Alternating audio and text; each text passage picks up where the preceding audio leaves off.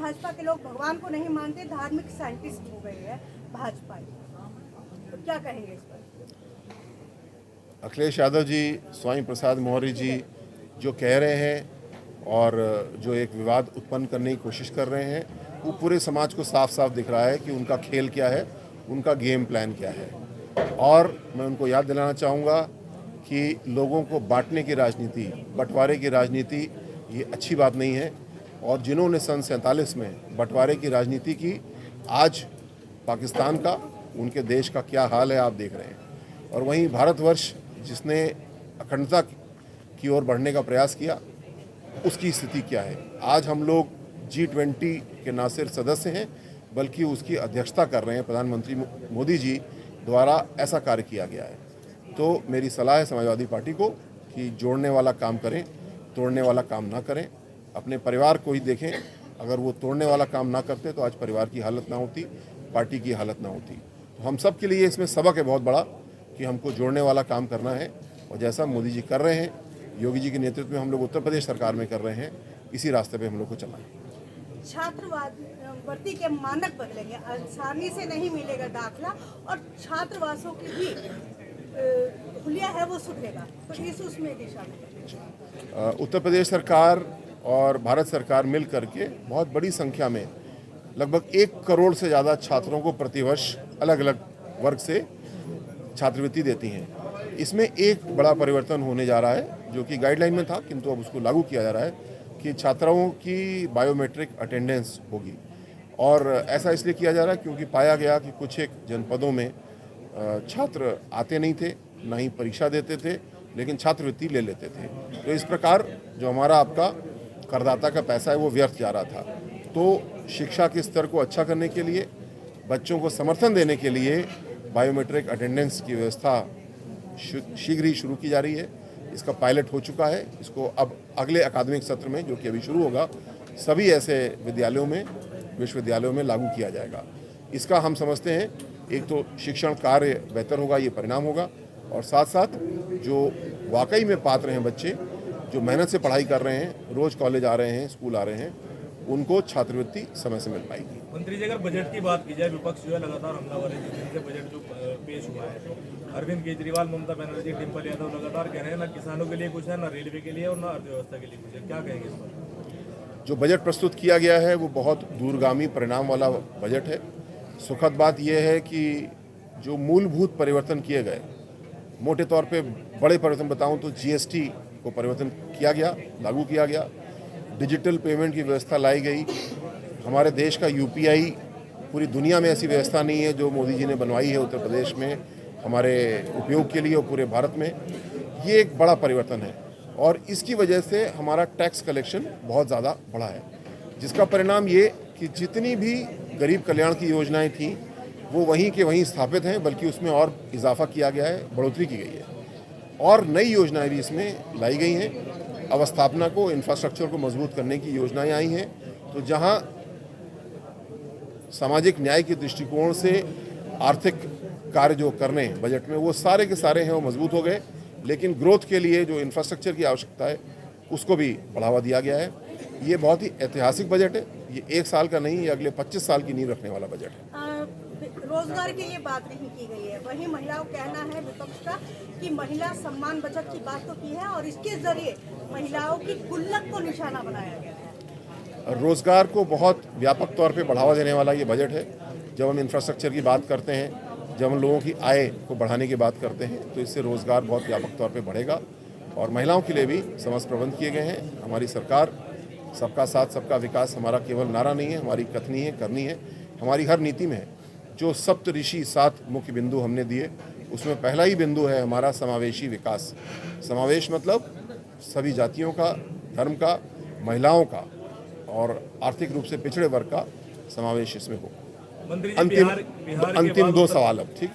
बिहार के बाद उत्तर प्रदेश में शराबबंदी को लेकर मांग शुरू हुई है। कल ही ओम प्रकाश राजभर ने एक बयान दिया है, उसमें कहा है हमारी सरकार बनी तो हम शराबबंदी करेंगे पूर्ण तरीके से, और यूपी सरकार के पास अगर पैसा नहीं है तो हमसे लेते शराबबंदी के लिए। क्या कहेंगे इसमें? इसमें अलग अलग अनुभव रहे हैं प्रोहिबिशन के अलग अलग राज्यों के, और आदरणीय राजभर जी से मेरा अनुरोध है, समाजवादी पार्टी की सरकार पहले भी रही हैं, अन्य पार्टियों की सरकारें भी रही हैं।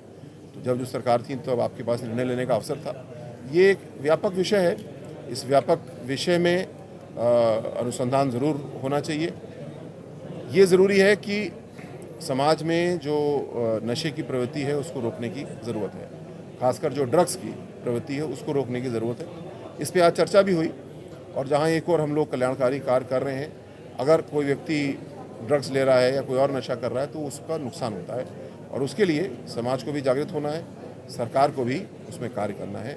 नशाबंदी पूरी तरीके से हो ना हो, ये बड़ा व्यापक विषय है जिसके ऊपर अनुसंधान और चर्चा की जरूरत है। कल लखनऊ में मुस्लिम लॉ पर्सनल लॉ बोर्ड की एक मीटिंग हुई है जिसमें असदुद्दीन ओवैसी भी मौजूद थे कॉमन सिविल कोड को लेकर, उस पर क्या कहेंगे? उनका साफ तरीके से कहना है कॉमन सिविल कोड लागू नहीं किया जाना चाहिए क्योंकि कई धर्मों के लोग जो है भारत में निवास करते हैं। किस तरीके से देखते हैं यूपी सरकार इसको? इसमें शायद कोई विवाद का मुद्दा है ही नहीं। ये तो हमारे संविधान में दिया हुआ है कि सरकार का दायित्व है कि यूनिफॉर्म सिविल कोड लागू करे। जो लोग संविधान में विश्वास रखते हैं उनको इस बारे में कोई आपत्ति नहीं है और जिनको कोई कठिनाई है मैं उनसे अनुरोध करूंगा कि संविधान को एक बार पढ़ लें। संविधान में स्वयं लिखा है, बाबा साहब लिख करके गए हैं कि यूनिफॉर्म सिविल कोड होना चाहिए। उस समय होने की स्थिति नहीं थी, यह एक व्यापक कार्य था, उसको जरूर होना चाहिए और जब एक देश है तो एक कानून होना ही चाहिए और ये संवैधानिक व्यवस्था है, उसके तहत निश्चित रूप से होना चाहिए। उत्तर प्रदेश में अखिलेश यादव जी की समस्या ये है कि जितने भी पुरानी योजनाएं हैं, प्रोजेक्ट हैं, उनको वो अपना कहना चाहते हैं। उदाहरण के तौर पे मैं पुलिस में था तो वो 100 नंबर की व्यवस्था को अपना प्रयोग मानते हैं, अपनी देन मानते हैं। 100 नंबर की व्यवस्था 1964 से पूरे भारत में शुरू हुई। हर प्रदेश ने उस पर काम किया, हर सरकार ने उसको काम किया, उन्होंने भी काम किया, मैं उसको स्वीकारता हूँ, अच्छा काम किया, ये भी सराहना करता हूँ। लेकिन क्या ये उनकी योजना है? नहीं। इसी प्रकार और भी जो योजना है, मेट्रो भी है, मेट्रो की DPR उनकी सरकार से पहले बनी, उसकी योजना उससे पहले बनी और आज हमारी सरकार जो मेट्रो आगे बढ़ा रही है, सबसे ज़्यादा जनपदों में, नगरों में मेट्रो बनाने वाला प्रदेश हमारा हो चुका है। आज गाज़ियाबाद से मेरठ तक जो रेल बन रही है वो अपने आप में एक ऐतिहासिक प्रोजेक्ट है। Rapid rail transport system RRTS जो है, जो पूरे NCR की तस्वीर और तकदीर बदलने वाला है। ऐसे काम हो रहे हैं। तो अखिलेश जी से मेरा अनुरोध है कि जो सरकार की योजनाएं हैं, प्रोजेक्ट हैं, उनमें हर एक ने बढ़ोतरी करने की कोशिश की। आपने अगर बढ़ोतरी वाकई अच्छी की होती तो चुनाव के समय आपका नारा था काम बोलता है, अगर काम आपने अच्छा किया होता तो वोटर जरूर बोलते। वो नहीं बोले, आप अपना प्रयास करिए, आपको वोटर अगर दोबारा मौका देंगे, आपका काम अच्छा होता तो आपको मौका मिलता। भारतीय जनता पार्टी का काम कैसा है, योगी जी ने 5 साल में क्या काम करके दिया, जिसका ये ऐतिहासिक परिणाम है कि पहली बार किसी मुख्यमंत्री के 5 साल के काम को देखते हुए उत्तर प्रदेश में पुनः 5 साल का जनादेश मिला। ये पहली बार हुआ है, ये इतिहास है। अब ये अंतिम सवाल है, भाजपा के मित्रों की जरूरत है अखिलेश यादव। अब ये अखिलेश यादव जी से ही पूछना बेहतर होगा। अखिलेश यादव जी के हर बयान पे मैं बयान दूं, ये उचित नहीं होगा। भारतीय जनता पार्टी विकास के लिए कार्य कर रही है। उत्तर प्रदेश में कानून व्यवस्था को हम लोग ने मजबूत किया है, भ्रष्टाचार के खिलाफ ठोस कार्रवाई की है। दोनों को अगली ऊंचाई पे हम लोग ले जा रहे हैं। कानून व्यवस्था और सुदृढ़ होगी, भ्रष्टाचार की जो संभावनाएं बची हैं उनको भी हम लोग समाप्त करेंगे और इसी के साथ PC को भी समाप्त करेंगे। लखनऊ में 2 लोगों पर रामचरितमानस की प्रतियां जलाने को लेकर NSA की कार्रवाई की गई। स्वामी प्रसाद मौर्य भी उसी मामले में आरोपी है, क्या उन पर भी यही कार्रवाई होगी? जो मेरे विभाग में उसके लिए प्राधिकृत हूँ बोलने के लिए। इस संबंध में गृह विभाग बेहतर अनुसंधान करके बोलेगा। हम लोग के लिए उस पर हम और तेजी से कैसे काम करें, विकास की राह और तेजी से कैसे आगे बढ़े, इसके बारे में चर्चा हुई। इसमें सरकार और संगठन दोनों का रोल है, इस पर भी चर्चा हुई। और आज अभी आपसे मिलने के बाद में कुछ शिष्टाचार भेंट होगी, छोटे समूह में लोग मिलेंगे और साथ साथ बजट के ऊपर चर्चा होनी है, वो भी एक कार्यक्रम है। हमसे जुड़े रहने के लिए हमारे YouTube चैनल को सब्सक्राइब करें और नई वीडियो की नोटिफिकेशन के लिए बेल आइकॉन को दबाएं। अगर आप ये वीडियो Facebook पर देख रहे हैं तो लाइक जरूर करें और ज्यादा से ज्यादा शेयर करें। धन्यवाद।